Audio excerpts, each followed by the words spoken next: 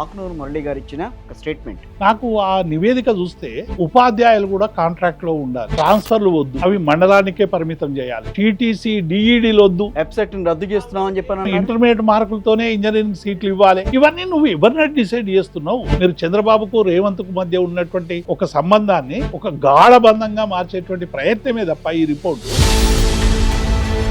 ఇలా విద్య దూరమైంది. విద్య ఓ పక్కనైతే ఉద్యోగుల వ్యవహారం. ఈ రాష్ట్రంలో పెన్షనర్ల మరణాలని మేము ఎప్పుడు చూడలేదు. తాము దాచుకున్న డబ్బు తాము జీపీఎఫ్ ఇస్తలేరు, వారి మెడికల్ రియంబర్స్మెంట్ బిల్ ఇస్తలేరు. కేంద్రం బంపర్ ఆఫర్ మోదీ ద్వారా రాష్ట్రానికి 424 కోట్లు. కేంద్ర ప్రభుత్వం రాష్ట్రానికి ఇచ్చింది గాడిద గుడ్డ, నువ్వే కదా చెప్పినవు. రాజకీయ పార్టీలను ప్రజాక్షేత్రంలో ఎదుర్కొనే దమ్ము లేక, ధైర్యం లేక, చేవలేక నువ్వు కేసులు పెట్టి ఇలా అనగదొక్కేటువంటి ప్రయత్నం చేస్తావు.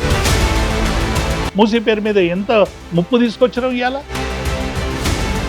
ఇక్కడ వీళ్ళందరినీ నువ్వు కూలగొట్టేసేసి మీరు నిర్మించుకోవాల్సిన అవసరం ఏమొచ్చింది? ఇవాళ ఏమీ లేవు. 1వ తారీఖు వేతనం ఇస్తున్నామనే పేరు మీద అన్నీ కొల్లగొట్టేసి పరిపాలన పడకేసింది, పక్షవాతం వచ్చింది, అడ్మినిస్ట్రేటివ్ పెరాలసిస్ వచ్చింది ప్రభుత్వానికి.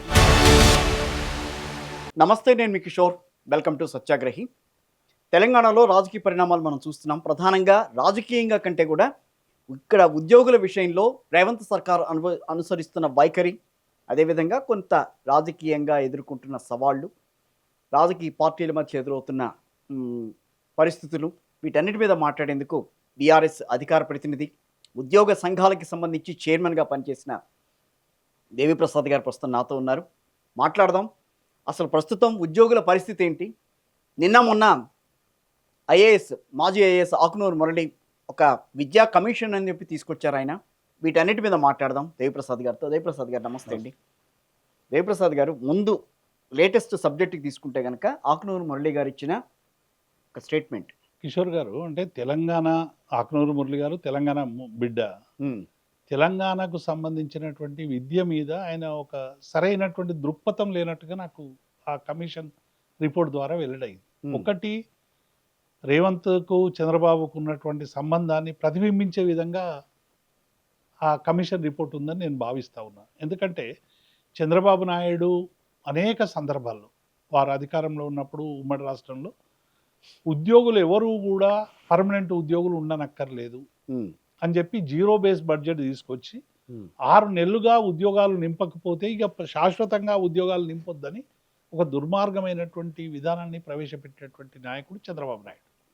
చంద్రబాబు నాయుడు ఎప్పుడు ఉద్యోగులు అభద్రతతో ఉండాలి, పర్మనెంట్ ఉద్యోగం ఉండకూడదు అని చెప్పి ఆయన ఒక సిద్ధాంతం పెట్టుకొని కాంట్రాక్టు వ్యవస్థను సృష్టించి ఇవాళ వేలాది మంది కాంట్రాక్టు ఉద్యోగుల బతుకులు ఇట్లా మారడానికి కారణమైనటువంటి నాయకుడు చంద్రబాబు నాయుడు. నాకు ఆ నివేదిక చూస్తే ఉపాధ్యాయులు కూడా కాంట్రాక్ట్లో ఉండాలి. నిజంగానే విద్యా కమిషన్ అనేటువంటిది రేవంత్ రెడ్డి గారు ఏం ఆలోచనతో ఆయన నియమించిండో నాకు తెలియదు, కానీ ఆయన ఆంధ్రప్రదేశ్లో ఉన్నప్పుడు ఒక మంచి విద్యా వ్యవస్థ నిర్మించిండని పేరుండేది. ఎందుకంటే గతంలో వైఎస్ జగన్మోహన్ రెడ్డి ప్రభుత్వం ఉన్నప్పుడు కూడా ఆ ప్రభుత్వంలో వాళ్ళు ఇంగ్లీష్ ప్రోత్సహిస్తున్నారంటే ఎవరు చదువుతున్నారు ఇంగ్లీష్, తెలుగు మీడియం ఎవరు చదువుతున్నారు ఈ రోజుల్లో అని చెప్పి నిన్న కూడా నేను ఒక ఇది కూడా చూసాను. నేను మాట్లాడుతున్న వాళ్ళు ఇంగ్లీష్ మీడియంలో జాయిన్ చేశారా వాళ్ళ పిల్లల్ని అంత దాకా బాగా మాట్లాడిన వ్యక్తి ఈ రోజున ఆయన చేస్తున్న సిఫార్సులు చూస్తే బాధేసింది, చాలా బాధేస్తుంది. ఎందుకంటే పేదల జీవితాల గురించి, పేదల బతుకుల గురించి ఆలోచిస్తాడనేటువంటి ఒక ఆ నమ్మకాన్ని నిన్న దాంతో పూర్తిగా పటాపంచలైపోయింది. గవర్నమెంట్ లో చేరక ముందు ఆయన మాట్లాడిన మాటలకి ఇప్పటికీ పొందలేదు. ఒకటి, చాలా ఆబ్జెక్షనబుల్. టీచర్లు ఎవరు కూడా పర్మనెంట్ టీచర్లు ఉండొద్దు, కాంట్రాక్ట్ వ్యవస్థ ఉండాలనేది చాలా బ్లండర్ మిస్టేక్. అది అంటే ఉద్యోగులు పర్మనెంట్ ఉద్యోగులు ఉంటేనే బాధ్యతగా ఉంటుంది. రేపు ఉద్యోగం పోతుందనో, క్రమశిక్షణ చర్యలు తీసుకుంటారనో, రేపు రాబోయే కాలంలో నాకేమైనా ప్రమోషన్లు రావనో ఇటువంటి ఉంటుంది కాబట్టి భయం ఉంటుంది కాబట్టి డెఫినెట్గా ఒక బాధ్యతతో పనిచేస్తారు. మీరు ప్రభుత్వంలో ఉన్న ఉద్యోగి బాధ్యతకి ప్రైవేటు పరిశ్రమలో ఉన్నటువంటి ఉద్యోగి బాధ్యతకు చాలా డిఫరెన్స్ ఉంటుంది. కాబట్టి బాధ్యత గల ఉద్యోగులు ఉండాలనేటువంటి ఒక నమ్మకాన్ని, విశ్వాసాన్ని మీద దెబ్బతీసే విధంగా ఆయన ఆ కాంట్రాక్ట్ ఉండాలని చెప్పాడు. ట్రాన్స్ఫర్లు వద్దు, అవి మండలానికే పరిమితం చేయాలి, టీచర్లకే ఉండాలి. అంటే కలెక్టర్లకే అధికారాలు ఉండాలంటే విచ్చలవిడి అధికారాలు ఇస్తే టీచర్లు ఒక ఎమ్మెల్యేనో ఒక ఎంపీయో వచ్చి ప్రెషర్ చేసి మాకు అక్కర్లేదు ఈ టీచర్ అంటే నువ్వు తీసి పడేస్తావా? అంటే విద్యా వ్యవస్థలో ఈ రాజకీయ జోక్యం వద్దనే ఎన్టీఆర్ ఉన్నటువంటి కాలంలో ఈ కౌన్సిలింగ్ విధానం అనేటువంటిది తీసుకొచ్చి ఉపాధ్యాయులు ఉద్యోగులు ఆ రోజు జిల్లా పరిషత్ చైర్మన్లు చేసినటువంటి ఆగడాల వలన అనేక మంది అనేక రకాలుగా ఇబ్బందులు పడ్డారు. దీని నుంచి కౌన్సిలింగ్ విధానం అనేటువంటిది పోరాటాల ద్వారా తీసుకొచ్చినటువంటి విధానం. ఇప్పుడు ఆ కౌన్సిలింగ్ విధానం కూడా పక్కకు పెట్టి నువ్వు టీచర్లను ట్రాన్స్ఫర్ చేయొద్దు, మండలానికే పరిమితం చేయాలి, తర్వాత టీటీసీ డిఈడీలు వద్దు, బీఈడి విద్యార్థులే ఉండాలి, వీళ్ళు చెప్పడానికి కూడా బీఈడీలే ఉండాలి, ప్రాథమిక విద్యలో కూడా బీఈడికి సంబంధించినటువంటి వాళ్ళే ఉండాలి, రద్దు చేస్తున్నామని చెప్పారు. ఇప్పుడు విద్య 10+2 విద్య ఇప్పుడు అదేమి ఇంటర్మీడియట్ మార్కులతోనే ఇంజనీరింగ్ సీట్లు ఇవ్వాలి. ఇవన్నీ నువ్వు ఎవరిని డిసైడ్ చేస్తున్నావు? నేను ఆకునూరు మురళి గారిని అడుగుతున్నా, స్టేక్ హోల్డర్స్తో ఎవరితోనైనా మాట్లాడిందా? ఈ విధానాలు ఎందుకు వచ్చినాయి? చుక్కరామయ్య గారు బహుశా వారికి అనారోగ్యం కొంత మాట్లాడలేకపోవచ్చు, చాలా మంది హరగోపాల్ ఉన్నారు, చాలా మంది పెద్ద పెద్ద చాలా మంది అందరూ కోదండరామ్ గారు ఉన్నారు, మాజీ ఎమ్మెల్సీలు ఉన్నారు, ఇప్పుడు విద్యావేత్తలు ఉన్నారు, మా వాణిదేవి గారు లాంటి గ్రాడ్యుయేట్ ఎమ్మెల్సీ ఉంది విద్యావేత్త. ఇటువంటి వాళ్ళందరితో అందరినీ ఇంక్లూడ్ చేసుకోవచ్చు. మీరు విద్యార్థి సంఘాలతో కూడా మాట్లాడి ఒక విధానం తీసుకురావాలన్నప్పుడు తెలంగాణ విద్యా విధానం అన్ని రాష్ట్రాలకు ఉండే మెరుగైనటువంటి విధానంగా ఉండాలని భావించేటువంటి తరుణంలో ఇటువంటి రిపోర్ట్ ఇవ్వడం అనేటువంటిది అందరినీ కూడా తీవ్రంగా కలిసివేసింది. ఈ రిపోర్ట్ అనేటువంటిది ఉద్యోగుల హక్కుల మీద, విద్యా విధానం మీద పెద్ద అవరోధంగా మారేటువంటి రిపోర్ట్. దీన్ని బేస్ చేసుకుని రేపు గవర్నమెంట్ ఏ రకమైన విధానాన్ని అవలంబిస్తుందనేది స్పష్టంగా తెలిసిపోవాలి. నిజంగానే విద్యా కమిషన్ ఏం చేయాలి? కిషోర్ గారు, మీరు సీనియర్ జర్నలిస్టు, తెలంగాణ విషయాల పట్ల మీకు సంపూర్ణమైనటువంటి అవగాహన ఉంది. ఇలా విద్య దూరమైంది, తెలంగాణలో ఉన్నటువంటి అనేక వర్గాలకు విద్య దూరమైతే కేసీఆర్ గారు వచ్చిన తర్వాత విద్యా విధానంలో పెనుమార్పులు తీసుకురావాలని గురుకుల విద్యాలయాలని అక్కడో ఇక్కడో 1-2 గురుకుల విద్యాలయాల్ని ఇలా 1000కి పైగా ప్రవీణ్ కుమార్ను పెట్టి దాన్ని ఒక సిస్టమ్ పెట్టి పౌష్టికాహారం అందించి వాళ్ళకు అవసరమైనటువంటి ఇంగ్లీష్ బోధన పెంచి డ్రాప్ అవుట్ అనేటువంటివి తెలంగాణలో లేకుండా అటు మైనార్టీలకు కానీ ఇటు మిగతా వాళ్ళకి కానీ అందరికి కూడా రెసిడెన్షియల్ వరకు ఒక్క డిగ్రీ కాలేజీ కోసం ఎంత పోరాటం జరిగిందో మీకు తెలుసు తెలంగాణలో. కానీ ఇవాళ ప్రతి కాన్స్టిట్యున్సీలో ఒక డిగ్రీ కాలేజ్ ప్రభుత్వం గురుకులాలను ఏర్పాటు చేసి విద్య మీద పెట్టినాం, ఇంకా పెట్టాల్సిన అవసరం ఉంది. అంటే కేసీఆర్ గారు ఏదో సాచ్యురేషన్ పాయింట్కు విద్యను తీసుకుపోయారని నేను చెప్పడానికి నేను సిద్ధంగా లేను. కేసీఆర్ గారు ఒక బృహత్తరమైనటువంటి ప్రయత్నం చేసిండు, పేద వర్గాలకు విద్యను అందించాలని ప్రయత్నం చేసిండు. అటువంటి విద్యాలయాల్లో ఇలా సంక్షోభం నడుస్తా ఉంది. గురుకులాల్లో 60 మంది ఆత్మహత్యలు జరిగినాయి. అడిగిన వాళ్ళు లేరు, మాట్లాడిన వాళ్ళు లేరు. దాన్ని పరామర్శించడానికి వెళ్ళిన ఒక విద్యార్థి దగ్గరికి పోయి నువ్వు ఎందుకు చనిపోయావు? మాకేమో రేవంత్ రెడ్డి గురుకుల విద్యార్థి చనిపోగానే ఇది రేవంత్ రెడ్డి హత్యనని మేము అనడం లేదు. విద్యాలయాల్లో అటువంటి పరిస్థితులు ఎందుకు దాపరిస్తున్నాయి? పేరెంట్స్కు అత్యున్నతమైనటువంటి విశ్వాసం కలిగించేటువంటి విద్యాలయాల పట్ల ఇవాళ ఎందుకు అపనమ్మకం పెరిగిపోతా ఉంది? దీన్ని బట్టి కదా మనం నిర్ధారణ చేసుకోవాల్సింది. దాని గురించి ఒక్క మాట ఆయన మాట్లాడలేదు. 160 మంది విద్యార్థులు రకరకాల ఆత్మహత్యలు జరిగే కార్పొరేట్ విద్యాలయాల్లో రకరకాలుగా. అసలు తెలంగాణలో విద్య, నాణ్యమైనటువంటి విద్య అందరికీ అందాలంటే విద్యకు ఏమేమి చర్యలు తీసుకోవాలనేటువంటి నువ్వు ఎక్కడైనా సజెస్ట్ చేసినావా? లేదు. కాబట్టి ఇక్కడ ఏమైపోయిందంటే తెలంగాణలో విద్యకు సంబంధించినటువంటి విషయాల మీద సమగ్రమైనటువంటి పరిశీలన జరగలేదు. ఈ రిపోర్ట్ అంతా కూడా కేవలం ఎవరో డిక్టేషన్ ఇస్తే ఆకునూరు మురళి రాసిందిగా ఉంది తప్ప ఆయన రాసిందిగా లేదు. మీరు చంద్రబాబుకు రేవంత్కు మధ్య ఉన్నటువంటి ఒక సంబంధాన్ని ఒక గాఢబంధంగా మార్చేటువంటి ప్రయత్నమే తప్ప ఈ రిపోర్టు అందులో ఏముంది? కాబట్టి ఇప్పటికైనా ప్రభుత్వం, ఇలా ఆకునూరు మురళి కావచ్చు, ప్రభుత్వం కావచ్చు, తెలంగాణ విద్య మీద ప్రత్యేకమైనటువంటి దృష్టి పెట్టండి. గతంలో కేసీఆర్ చేసినటువంటి ప్రయత్నాన్ని ముందు కొనసాగించండి. మీరు పబ్లిక్ స్కూల్ పెడతామన్నారు, 100 పబ్లిక్ స్కూల్ పెడతామని చెప్పినారు, ఇంటిగ్రేటెడ్ రెసిడెన్షియల్ విద్యా విధానం తెస్తామన్నారు.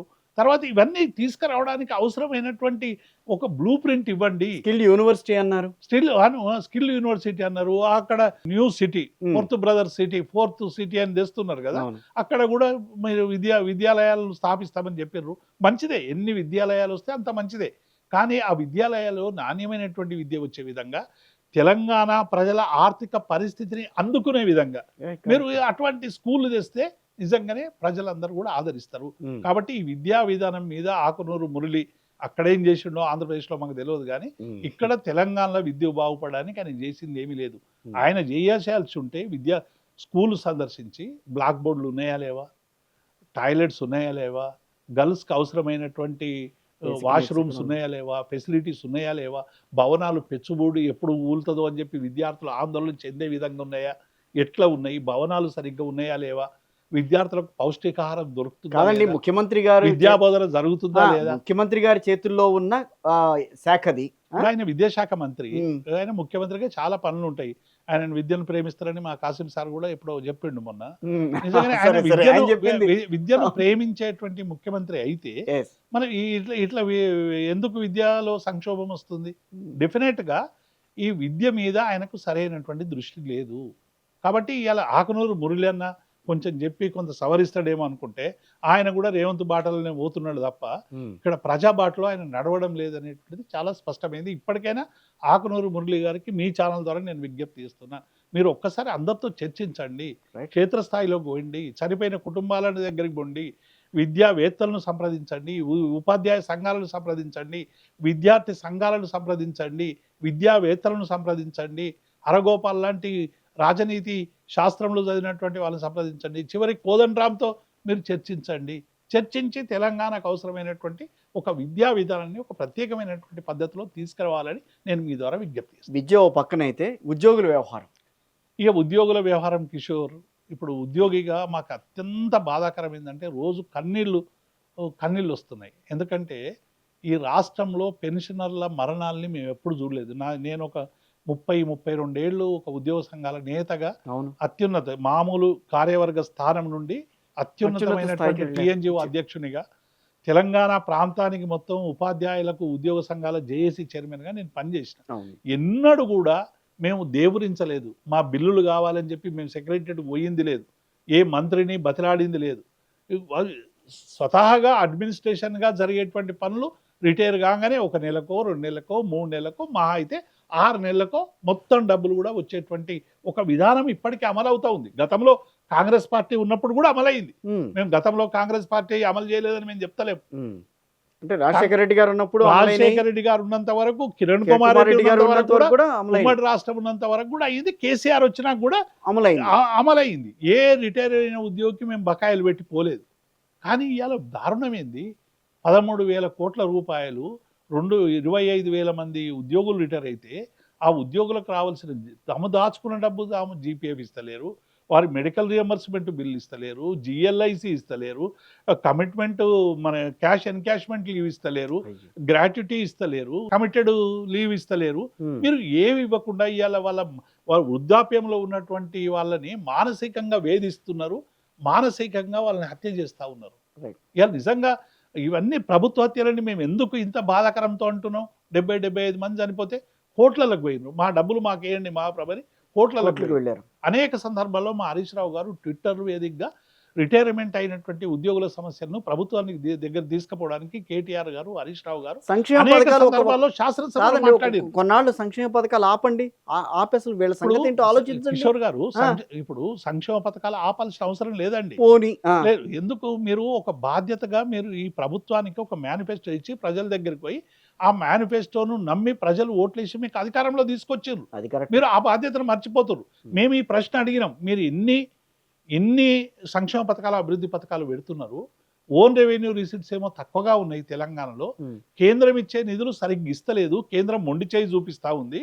మరి ఇటువంటి పరిస్థితిలో మీరు ఇవన్నీ ఎట్లా అమలు చేస్తారని మీలాంటి ఒక జర్నలిస్టు ఆయన ప్రెస్ క్లబ్లో ఆయన మీట్ ది ప్రెస్లో అడిగితే ఆయన చెప్పిన సమాధానం ఏంది? మాది 140 ఏళ్ల చరిత్ర ఉన్నటువంటి Congress party, reserve bank of ఇండియాలో పనిచేసినటువంటి అత్యున్నతమైనటువంటి మన్మోహన్ సింగ్ లాంటి పెద్ద పెద్ద నేతలు ఉన్నటువంటి పార్టీ, చిదంబరం లాంటి వాళ్ళు ఉన్నటువంటి పార్టీ. కాబట్టి ఈ ఆర్థిక సంక్షోభాలు ఎదుర్కోవడం అనేటువంటిది మాకు చిటికెలో పని అని చెప్పినావు కదా. మరి ఇవాళ చిటికెలో పని మీరు 2 సంవత్సరాల 3 నెలలుగా ఉద్యోగులకు ఇచ్చిన ఒక్క హామీ ఎందుకు అమలు చేస్తలేవు? రిటైర్ అయిన ఉద్యోగులు 25,000 మంది పరిస్థితి ఇట్లా ఉంది. 13,000 కోట్ల రూపాయలు రావాలి, నెలకు 700 కోట్లు విడుదల చేస్తామని ఉద్యోగ సంఘాలకు హామీ ఇచ్చి 1 నెల విడుదల చేస్తారు, 1 నెల విడుదల చేస్తలేరు. కంటిన్యూగా విడుదల చేసిన 700 కోట్లు ఎన్ని సంవత్సరాలు కావాలి? మరి నెల నెల ఉద్యోగులు రిటైర్ అవుతూనే ఉన్నారు. కాబట్టి దీనికి ఒక శాశ్వత పరిష్కారం కావాలంటే మీరు ఇప్పటికే 2,80,000 కోట్లు అప్పు చేసారు 2 సంవత్సరాల్లో.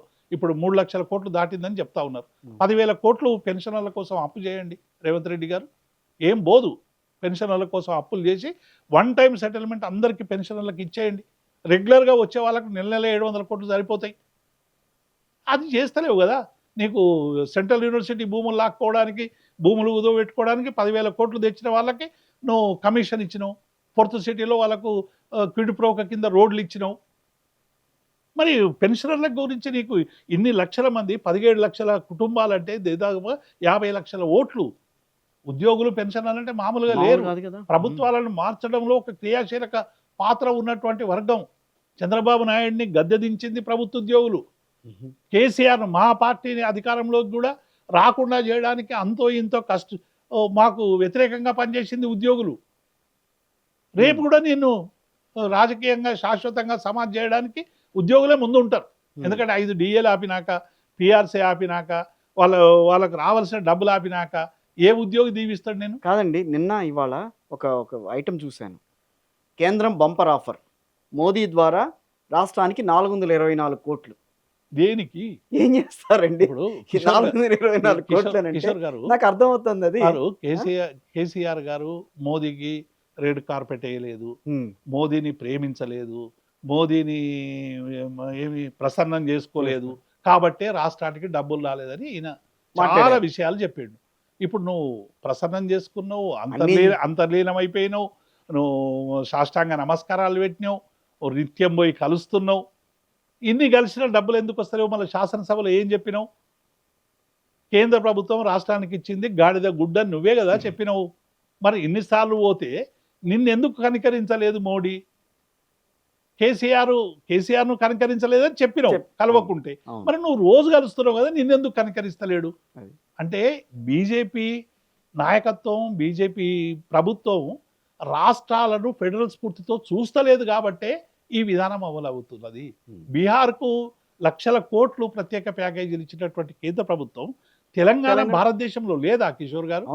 ఇలా విభజన చట్టంలో ఎన్ని హామీలు ఇచ్చిండ్రు? ఏ ఒక్క హామీనన్నా ఇవాళ అమలు చేసిండ్రా వీళ్ళు? అమలు కోసం నువ్వు ఏమైనా పోరాడుతున్నావా? ఇవాళ చేతులెత్తేసినావు రేవంత్ రెడ్డి. ఈ పొద్దున్న లేస్తే పొద్దుక దాకా కేసీఆర్ను, కేటీఆర్ను, హరీష్ రావును తిట్టడంతోనే నీ పరిపాలన జరుగుతుంది. భూమి గుండ్రంగా ఉంది అన్నట్టు నీ చూపులంతా భూమి చుట్టూ తిరుగుతున్నాయి తప్ప ల్యాండ్ చుట్టూ తిరుగుతున్నాయి, స్కాముల చుట్టూ తిరుగుతున్నాయి తప్ప ప్రజల చుట్టూ తిరగడం లేదు కదా. నువ్వు ప్రజల చుట్టూ ఎప్పుడు తిరుగుతావు?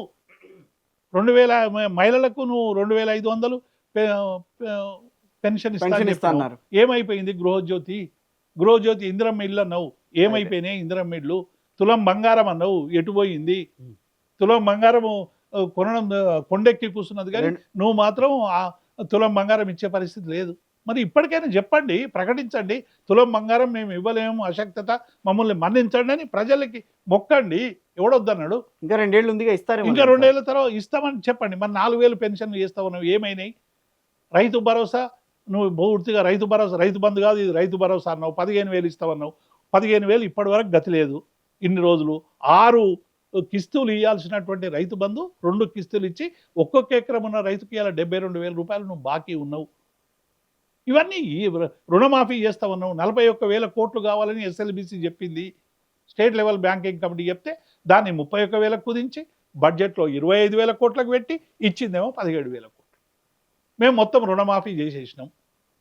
6 గ్యారంటీలలో ఏ గ్యారంటీ సంపూర్ణంగా అమలు చేయలేదు. ఉద్యోగాలు 2 లక్షల ఉద్యోగాలు మేము ప్రతి సంవత్సరం ఇస్తామని ఆ మాట అనకండి, మీరు అమలు చేయలేదని. అమలు చేయలేదు. చేశాడు ఆయన.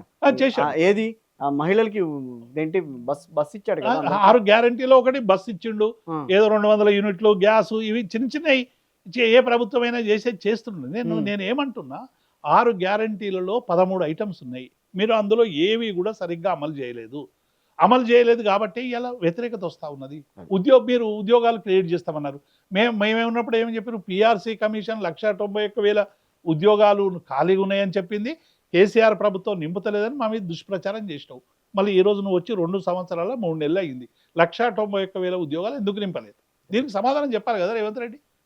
నువ్వు లైబ్రరీ దగ్గరికి పోయి వాళ్ళ గ్యారంటీ కార్డు ఇస్తుంది. రాహుల్ గాంధీది, కోదండరామ్ను అందరినీ తీసుకొని పోయి ఇల్లు తిరిగి, లైబ్రరీలు తిరిగి చిక్కడపల్లి సెంట్రల్ లైబ్రరీకి పోయి కాంగ్రెస్ పార్టీకి ఓట్లు వేయండి, అంబాసిడర్లు కండి, మీకు 2 లక్షల ఉద్యోగాలు ఇస్తామన్నాం. అదే చిక్కడపల్లిలో ఇవాళ పోలీసు వాళ్ళు లోపలికి దూరి అరెస్టులు చేస్తున్నారు, లాఠీ చార్జ్ చేస్తున్నారు, కానీ ఉద్యోగాలు లేవు. నువ్వు ఇచ్చిన ఉద్యోగాలన్నీ 60,000 ఉద్యోగాలు. 60,000 ఉద్యోగాల్లో 50,000 ఉద్యోగాలు మేము నోటిఫికేషన్ వేసి మేము మెరిట్ లిస్టు అంతా తయారు చేసినాక ఇప్పుడు ఇచ్చి అవి కూడా ఒక పెద్ద జాతరలాగా చేసి ఇచ్చుకుంటూ ఇవాళ ఉద్యోగుల మనసును అంతా కూడా కలుషితం చేసేస్తున్నాం. ఒక ఉద్యోగి నియామక పత్రం ఇచ్చేటప్పుడు ఏం చెప్పాలి కిషోర్ గారు? మీరు మంచిగా పనిచేయండి, తెలంగాణ ప్రజల జీవన విధానం ఇది, తెలంగాణ ప్రజలు పోరాడి తెచ్చుకున్నటువంటి ఈ తెలంగాణలో ప్రజలకు మీరు సహాయకారిగా ఉండాలి, ప్రభుత్వం నుండి జీతం తీసుకుంటున్నందుకు వాళ్ళకు మనం సహకారిగా ఉండాలి, వారికి సేవకులుగా పనిచేయాలని నువ్వు చెప్పాలి. నువ్వు ఏం చెప్తున్నావు? ప్రతిపక్ష నేత మీద మీరు పగ తీర్చుకోండి, లేకుంటే ఆ పార్టీ ఇట్లా చేసింది, అన్ని కోట్లు దోసుకున్నది, ఎన్ని కోట్లు దాచుకున్నది, దానికి ఏం ఆధారాలు ఉన్నాయి, ఏం నిరూపణ చేసినాయి? నేను లిక్కర్ కేసులో కూడా అదే కదా, బీజేపీ కాంగ్రెస్ 2 కలిసి ఈ లిక్కర్ కేసులో అందరికీ ఉంది అని చెప్పి నువ్వు ఒక కుట్రపూరిత పొలిటికల్ వెండేటతో పెట్టినటువంటి కేసు నిన్న వీగిపోయింది కదా. మరి దీనికి ఏం సమాధానం చెప్తారు? అటు ఆపును, ఇటు కేసీఆర్ ఇద్దరిని, అంటే 2 ప్రాంతీయ పార్టీలు ఎదుగుదల అయితే రేపు జాతీయ స్థాయిలో మాకు ముప్పు వస్తుంది అనేటువంటి విషయంతో ఉంటే రాహుల్తో ఉండండి, లేకుంటే బీజేపీతో ఉండండి అని ఇద్దరు దాదాగిరి చేసుకుంటూ ఇలా ప్రాంతీయ పార్టీల మధ్య వైషమ్యాలు వేస్తూ మీరు అటు ఇటు కానటువంటి అంటే 2 పార్టీల దిక్కుని ఆపను గద్దెదించడానికి ప్రయత్నం చేశారు, ఇక్కడ కేసీఆర్ ను గద్దెదించడానికి ప్రయత్నం చేశారు. విపరీతమైనటువంటి 1,00,000 కోట్లు ఖర్చు కాకముందే కాళేశ్వరంలో 1,00,000 కోట్లు ఖర్చు అయిందని చెప్పారు కదా. మరి ఈ అబద్ధాలకు ఎవరు జవాబు చెప్పాలి? 5 నెలలు కవిత గారు జైల్లో ఉండొచ్చిండ్రు, ఆపు ఆయన 5 నెలలు వచ్చిండు, సిసోడియా 2 నెలలు ఉండొచ్చిండు. ఆ 23 మంది పడ్డ మానసిక శోభను నువ్వు ఎట్లా భర్తీ చేస్తావు? అంటే మీరు పొలిటికల్ వెండేటాతో కేసులు పెడతావు, మానసిక క్షోభ పెడతావు, రాజకీయ పార్టీలను ప్రజాక్షేత్రంలో ఎదుర్కొనే దమ్ము లేక, ధైర్యం లేక, చేవలేక నువ్వు కేసులు పెట్టి ఇలా అనగదొక్కేటువంటి ప్రయత్నం చేస్తావు. కాళేశ్వరం విషయంలో కూడా అదేగా జరిగింది. అంతే కదా. ఇప్పుడు కాళేశ్వరం మేడిగడ్డ దగ్గర జరిగినటువంటి దాన్ని అది రకరకాల అనుమానాలు ఉన్నాయి. మాకు వాళ్ళే పేల్చేసారు అనేటువంటి అనుమానం ఉంది, లేకుంటే కొందరు సాంకేతిక పరంగా ఏవేవైనా మీరు రిపేర్ చేసి దాన్ని ప్రజలకు నీళ్లు అందించాలి. పోయి మొన్న రిపోర్ట్ ఒకటి ఇచ్చింది కదండి, అవును, మీరు అది కంపల్సరీగా దాన్ని బాగు చేసి మళ్ళీ మీరు గోదావరి నీళ్లు పారించాల్సిందే, లేకపోతే హైదరాబాద్కి నీళ్లు లేవు అది చెప్పింది సెంట్రల్ వాటర్ కమిషన్ చెప్పింది. చెప్పినప్పటికీ కూడా నువ్వు ఇప్పటి వరకు రిపేర్ చేయకుండా అసలు కాళేశ్వరం ప్రాజెక్టు వెనక ఎన్ని కన్నీళ్లు ఉన్నాయి, ఎంత మానసిక క్షోభ ఉంది.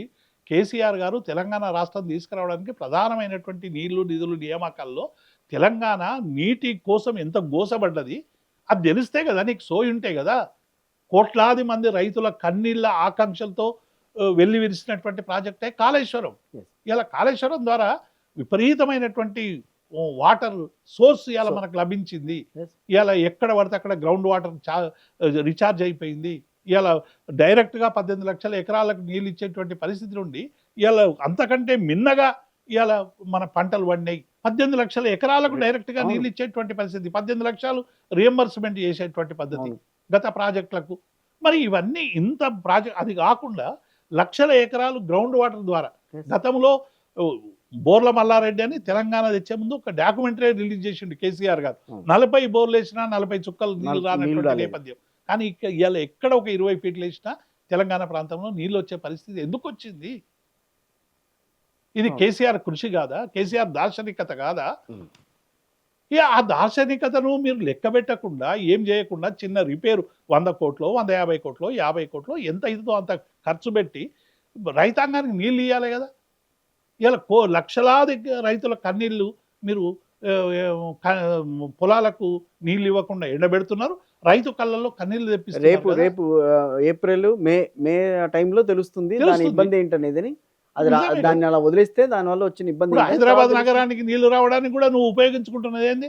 మల్లన్న సాగర్ కొండపోచమ్మ సాగర్. మల్లన్న సాగర్ కొండపోచమ్మ సాగర్ ఏ ప్రాజెక్టు కింద ఉంది రేవంత్ రెడ్డి గారు? ఇలా చాలా మంది చాలా మాటలు మాట్లాడుతున్నారు. ఇలా కేసీఆర్ను కూడా సాక్షిగా పిలిచి ఆ ఘోష్ కమిషన్ వేసి రకరకాల విన్యాసాలు చేసి అంటే కేసీఆర్ మీద బురద జల్లడం, కేసీఆర్ పెట్టిన సంక్షేమ పథకాలని వికాసాన్ని విధ్వంసంగా చిత్రీకరించడం, మొత్తంగా కూడా ఆ పరిపాలన అంతా కూడా ఏదో దుష్పరిపాలనని దుర్మార్గమైనటువంటి ఆరోపణలు చేసి కదా ఇవాళ అధికారంలోకి వచ్చినావు. నువ్వు వచ్చినాక ఏం చేస్తున్నావు? మూసీ పేరు మీద ఎంత ముప్పు తీసుకొచ్చినావు ఇవాళ? ఖమ్మంలో జరిగింది. సుందరీకరణ పేరు మీద ఇవాళ 450 అపార్ట్మెంట్లు ఉన్నటువంటి రిడ్జ్ పార్క్ దగ్గర నువ్వు సరోవర్ గాంధీ ప్రాజెక్టు కడతామని చెప్పి 5,000 కోట్లతో ప్రాజెక్టు నిర్మాణం చేసి ప్రాజెక్టు కడతామని చెప్పి ఇలా వేలాది మంది నిరాశ్రయులు చేస్తావా? గాంధీ ఉంటే ఆత్మహత్య చేసుకొని చనిపోతాడు ఇవాళ. ఎందుకు వాళ్ళ నిజంగా. మనవడే అన్నాడు కదా, ఆయన తుషార్ గాంధీ కూడా తుషార్ గాంధీ చెప్పాడు. కూడా చెప్పాడు తుషార్ కదా. గాంధీ కూడా చెప్పాడు గాంధీకి ఒక మనిషిని ఆ. కష్టపెట్టడం తెలుసా? ఆయన గాంధీ హింసాయుతంగా ఏనాడు వెళ్ళలేదు, ఆయన వ్యతిరేకంగా అహింసాయుతంగా వెళ్ళాడు ఆయన. ఇక్కడ వీళ్ళందరినీ నువ్వు కూలగొట్టేసేసి మీరు నిర్మించుకోవాల్సిన అవసరం నిజంగానే ఏమొచ్చింది? బాపును స్మరించుకోవడం, ఆయన మహాత్మా గాంధీ అంటే ప్రపంచవ్యాప్తంగా ఒక లెజెండ్. మన అందరికి కూడా అనేక పోరాటాలకు స్ఫూర్తి. నిజంగా అందుకే జాతిపిత అన్నాం కదా మనం. తెలంగాణ రాష్ట్ర సాధనకు కేసీఆర్ గారు ఆయన ఆయన స్ఫూర్తే. స్ఫూర్తే మరి. ఆర్టికల్ 3 ప్రకారం రాష్ట్రాన్ని తెచ్చుకోవాలని చెప్పి కేంద్ర ప్రభుత్వంలో పెట్టి ఇలా రాష్ట్రాన్ని సాధించడంలో ఆయన ఉన్నాడు. కేసీఆర్ గారు ఆయన స్ఫూర్తే. కేసీఆర్ కూడా పదే పదే గాంధీని ఎందుకు చెప్పేవాడు అంటే హింస లేనటువంటి సమాజం కావాలి, ఎక్కడ కూడా హింసకు తావు ఇవ్వకుండా ఉండాలి, హింస ట్రాప్లో మనం పడొద్దని కేసీఆర్ గారు గాంధీ స్ఫూర్తితో తెలంగాణ సాధించడంలో సక్సెస్ఫుల్ అయినటువంటి నాయకుడు, ఈ తరం నాయకుడు కేసీఆర్ గారు. ఆయన్ని జాతిపిత అనంటే మీరు గొడవ పెట్టారు. అవును, డెఫినెట్గా జాతిపిత కేసీఆర్ గారు. ఎందుకు గాడు? తెలంగాణ ప్రజల ఆకాంక్షల్ని సరైన రూపంలో ఆవిష్కరించి ఈ రాష్ట్రాన్ని తెచ్చినటువంటి నాయకుడు కేసీఆర్ గారు. జాతిపితానే ఆయనకైనా పేరు పెట్టుకోలే, మేమేం ప్రకటించలేదు, Yes. ప్రజలు అనుకుంటున్నారండి అనుకున్నారు. జాతిపిత అని. ఇలా ఓటుకు నోటుకు ఒక దొంగ, ఆయన కొందరిని దొంగ అంటారు, దానికి మేము ఆయన జాతిపిత అనమంటావా? కేసీఆర్ గారు నిజంగా జాతిపిత అని అనుకుంటున్నారు జనం. నీకేం నొచ్చింది? నువ్వేమన్నా పద్మశ్రీ లాగానో లేకుంటే ఇంకేదైనా బిరుదా అది? కాదు. అంటే కేసీఆర్ గారు నీళ్లు కావాలి, నిధులు కావాలి, నియామకాలు కావాలని తనలాడి 14 సంవత్సరాలు ఉద్యమం చేయి చావోరేవో పోయి 32 రాజకీయ పార్టీలను ఒప్పించి తెలంగాణ రాష్ట్ర సాధన కోసం సబ్బండ వర్గాలను ఏకం చేసి అద్భుతమైనటువంటి పోరాటాన్ని నిర్వహించి తెలంగాణ చిత్రపటాన్ని భారత చిత్రపటంలో ఆవిష్కరించిన నాయకుని పట్ల నువ్వు మాట్లాడే తీరు అదేనా? ఆయన చావును కోరుకుంటావా రేవంత్ రెడ్డిను? చాలా భావోద్వేగం కిషోర్ గారు. ఎందుకంటే ఉద్యమ నాయకులను పట్టుకొని ఇష్టం వచ్చినట్టు మాట్లాడితే తెలంగాణ సమాజం అంత దిగజారి లేదు. తెలంగాణ అనేక పోరాటాలు చేసింది. సాయుధ రహితంగా పోరాటం నుంచి నక్సల్ బరి పోరాటం వరకు అనేక సామాజిక ఉద్యమాలు చేసింది. ఈ సామాజిక ఉద్యమాల్లో వేలాది మంది, లక్షలాది మంది రక్త తర్పణ చేసిండ్రు. రక్త తర్పణ చేసి తెలంగాణలో ఒక చైతన్యాన్ని తెచ్చిండ్రు. ఆ చైతన్యం మీద బురదలేటువంటి అధికారం నీకెక్కడిది? తెలంగాణ ఉద్యమాన్ని అంత చులకన చేస్తావా నువ్వు?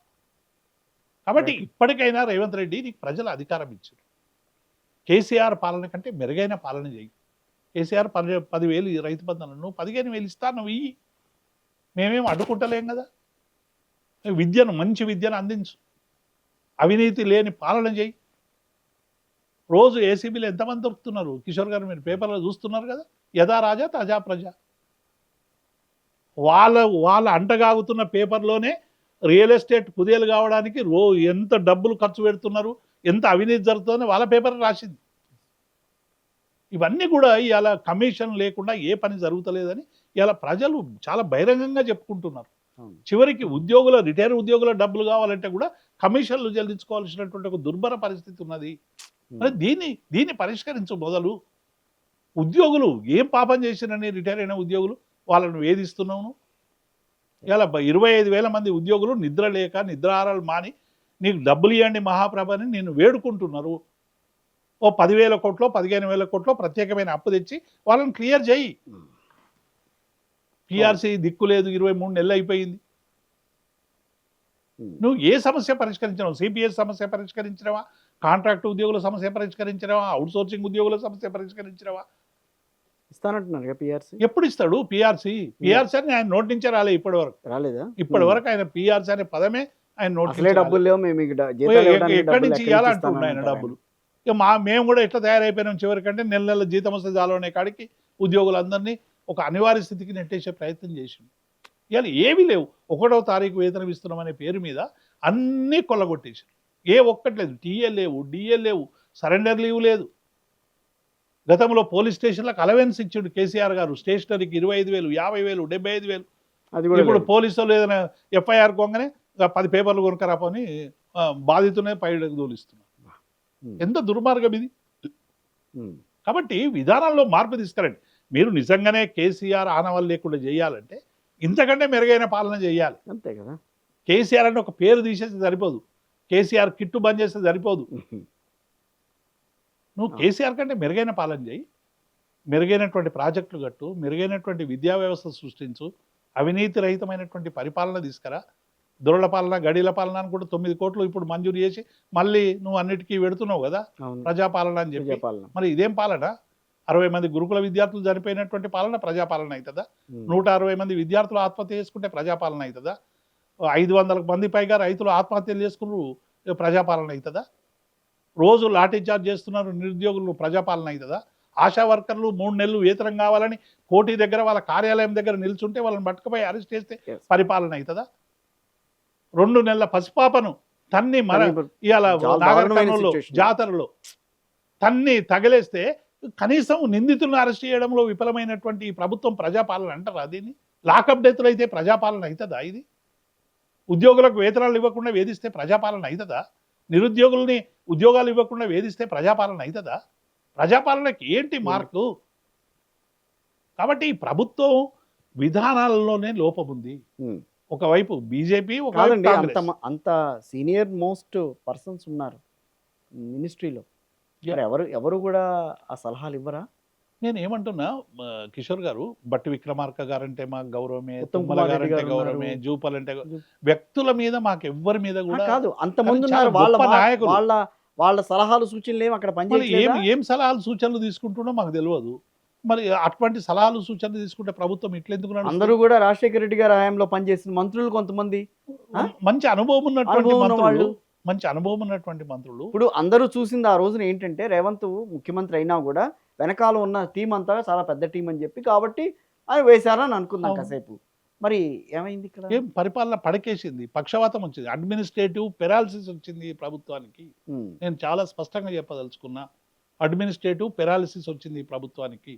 ఏది గురుకుల విద్యార్థులు చనిపోతే పట్టించుకోరు, రైతుల ఆత్మహత్యలు పట్టించుకోరు, నిరుద్యోగుల సమస్యలు పట్టించుకోరు, ఉద్యోగుల సమస్యలు పట్టించుకోరు, రైతుల సమస్యలు పట్టించుకోరు, కౌలుదారుల సమస్యలు పట్టించుకోరు, కూలీల సమస్యలు పట్టించుకోరు. గతంలో బీఆర్ఎస్ చేసిన పాపాలనే మేము కడుక్కోవాల్సి వస్తుంది, వాళ్ళు వేసిన బురదే మేము కడుక్కోవాల్సి వస్తుందని మాట్లాడుతున్నారు. ఏమి వాళ్ళు బీఆర్ఎస్ వేసిన బురదేంది? ఇవాళ నీకు 24 గంటలు కరెంట్ ఇవ్వడం బురదనా?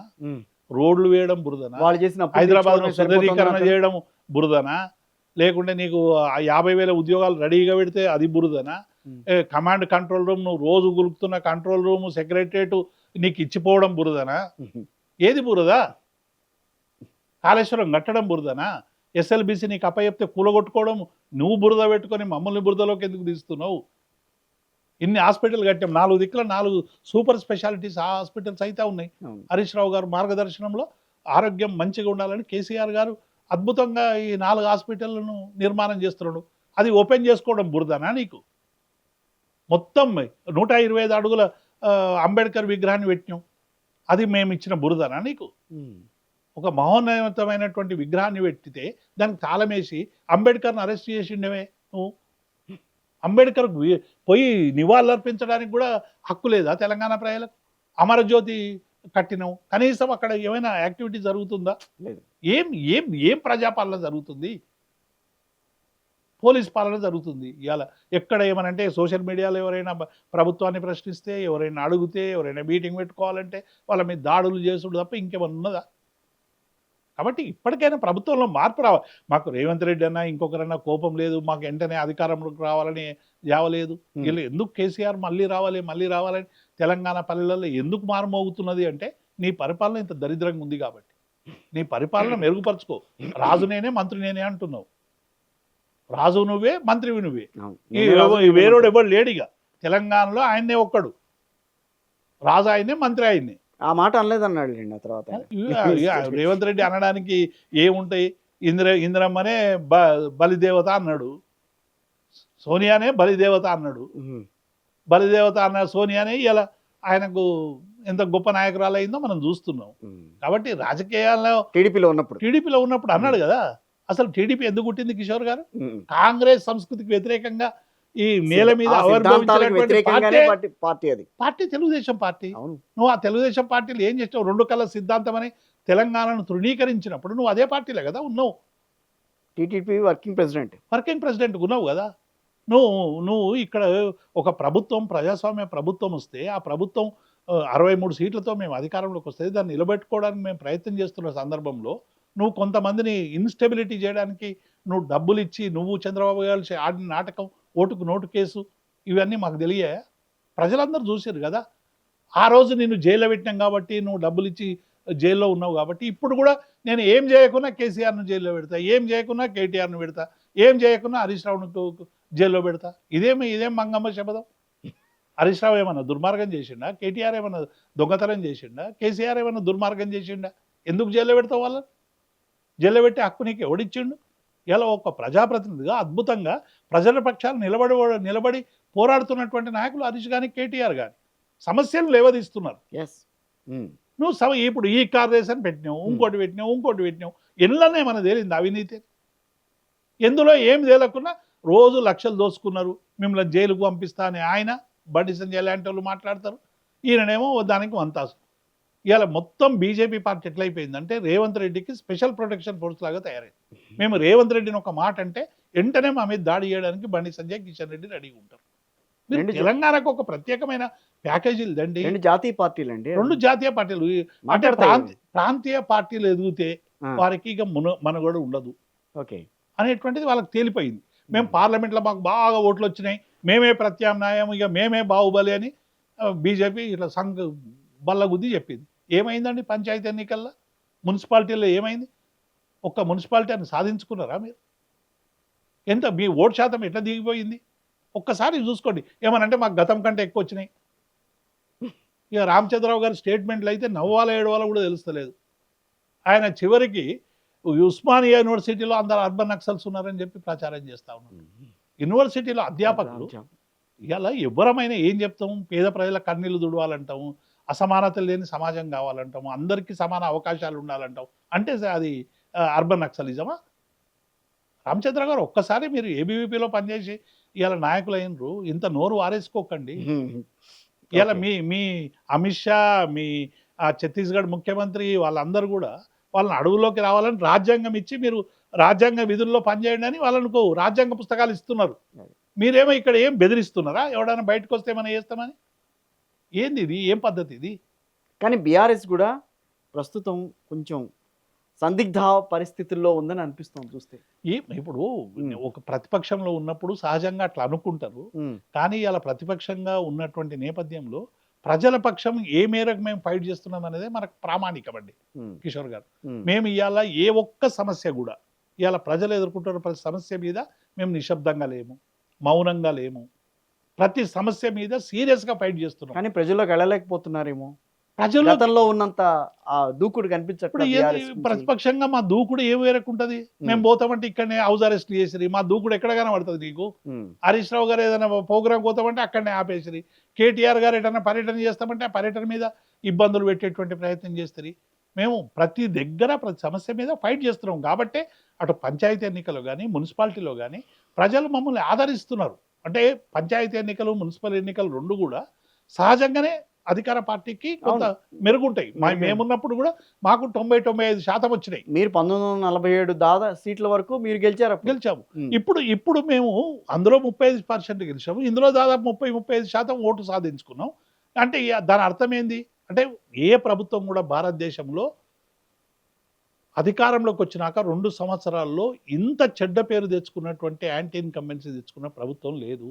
రేవంత్ రెడ్డి అది గమనించి దాన్ని ఎన్కాష్ చేసుకోలేకపోవడం బీఆర్ఎస్ అని చెప్పి ఇక్కడ చాలా మంది. ఇప్పుడు ఎన్కాష్ చేసుకోవాలంటే మేము ప్రతిపక్షంలో ఉన్నాము, ప్రజల దగ్గరికి పోతున్నాం, ప్రజలకి ఇంకా ఆశలు పెడుతున్నారు. ఇవాళ కాకపోతే రేపు చేస్తాం, రేపు కాకపోతే జిహెచ్ఎంసీ ఎన్నికలు ఉన్నాయి. డెఫినెట్ గా డిఎన్చేలకు బలంగా మేము మా ఒక ప్రతిపక్ష పార్టీగా మా ఫైట్ సీరియస్ గా ఉంటది. 3 కార్పొరేషన్లో కూడా మేము మేయర్ సీట్ సాధించుకోవడానికి మేము ప్రయత్నం చేస్తాం.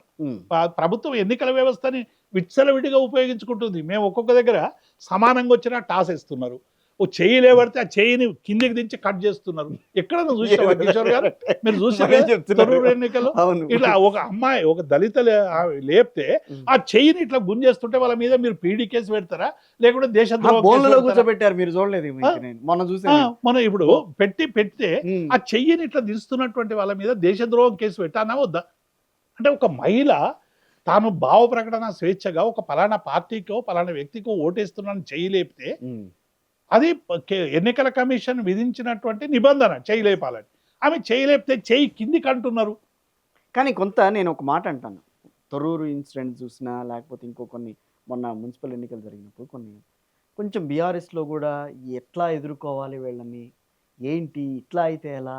అన్న ఒక రకమైన భయము, భావన వాళ్ళలో కనిపిస్తోందేమో అని అనిపించింది కిషోర్ నాకు. గారు మా దయాకర్ రెడ్డి దయాకర్ గారు, అంటే ఎర్రబెల్లి దయాకర్ గారు చాలా దయాకర్ గారు బాధతో ఓ మాట చాలా అన్నాడు. భావోద్వేగానికి ఓ గురై మాట అన్నాడాయన. భావోద్వేగానికి గురైపోయి ఆ! మేము సమాన ఓట్లు వచ్చినా మెజారిటీ ప్రజలు మమ్మల్ని స్వీకరించినా మమ్మల్ని చైర్మన్ కానిస్తలేరు. అంటే అధికార వ్యవస్థ ఇంత విచ్చలవిడిగా ఏకపక్షం అయిపోతుంది అనేటువంటి ఒక భావోద్వేగం యెస్ అని డెఫినెట్గా కరెక్టే. ఎవరికైనా ఉంటది కదా.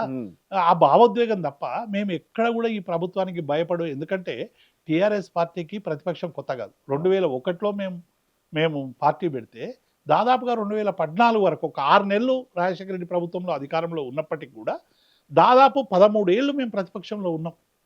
గొప్ప గొప్ప నేతలతో ఫైట్ చేసినాం. చంద్రబాబు నాయుడు లాంటి, రాజశేఖర రెడ్డి లాంటి నాయకులతో ఫైట్ చేసి నిలబడి తెలంగాణ రాష్ట్రాన్ని సాధించుకునే క్రమంలో మేము ఎన్నో ఉద్యమాలు చేసినాం. మాకు ఉద్యమాలు కొత్త కాదు, జైలు కొత్త కాదు, త్యాగాలు కొత్త కాదు. మేము అధికారం ఉన్నది 9.5 సంవత్సరాలు. ఈ 9.5 సంవత్సరాల తర్వాత మళ్ళీ ప్రతిపక్షంలో ఉన్నాం. మేము ప్రతిపక్ష పాత్రని సమర్థవంతంగా పోషిస్తున్నామనే మేము భావిస్తున్నాం. కాకపోతే ప్రజలకు ఇంకా ఎక్స్పెక్టేషన్స్ ఎక్కువ ఉంటే వాటిని మేము సరి చేసుకుంటాం. డెఫినెట్గా ఇలా పార్టీలో ఉన్నటువంటి లోపాలని మేము సరి చేసుకోవాలి. ప్రజల దగ్గరికి చేరకపోవడానికి ఇంకా ఏమేమి అడిల్స్ ఉన్నాయి మాకు అనేటువంటి విషయంలో మా పార్టీ ఆలోచిస్తుంది. డెఫినెట్గా ఇవాళ హరీష్ రావు గారు, కేటీఆర్ గారు నిత్యం ప్రజలకు అందుబాటులో ఉంటున్నారు. రేయింబవళ్ళు ప్రజల దగ్గరికి పోతున్నారు. రోజు సమస్యల మీద స్పందిస్తున్నారు. అటు అసెంబ్లీ వేదికగా ప్రశ్నిస్తున్నారు, కార్యక్షేత్రంలో ప్రశ్నిస్తున్నారు. మొత్తం ప్రజలకు సంబంధించినటువంటి అనేక సమస్యలకి పరిష్కారం కనుక్కునేటువంటి ప్రయత్నం చేస్తున్నారు. Right. ఇన్ని కేసులు పెట్టినా వాళ్ళ మీద రకరకాల కేసులు పెట్టి వ్యక్తిత్వ హరణం కూడా చేస్తూ ఉన్నారు కదా. కిషోర్ గారు చూస్తున్నారు కదా. అవును. ఇలా కేటీఆర్ లాంటి నాయకుల మీద వ్యక్తిత్వ హరణం కూడా చేసిండ్రు. ఇష్టం వచ్చినట్టు మాట్లాడుతూ ఉన్నారు. అవును. హరీష్ రావుని కూడా వ్యక్తిత్వ హరణం చేసేటువంటి ప్రయత్నం చేస్తూ ఉన్నారు. ఇన్ని చేసినా ఇలా ఒక బలమైనటువంటి పార్టీగా బీఆర్ఎస్ పార్టీ డెఫినెట్గా తెలంగాణ ప్రజల ఆకాంక్షల కోసం ఫైట్ చేస్తుంది. ఏ తెలంగాణను అస్తిత్వం కోసం పోరాడి తెలంగాణ సాధించుకున్నామో ఆ సాధించుకున్నటువంటి తెలంగాణకు తెరలు కాకుండా కాపాడుకునేటువంటి బాధ్యతను భుజస్కంధాల మీద వేసుకొని అది ప్రతిపక్షంగానో రేపు పాలకపక్షంగా మారినా డెఫినెట్గా ప్రజల పక్షం ఉంటుంది. Right. Thank you very much అండి దేవిప్రసాద్ గారు.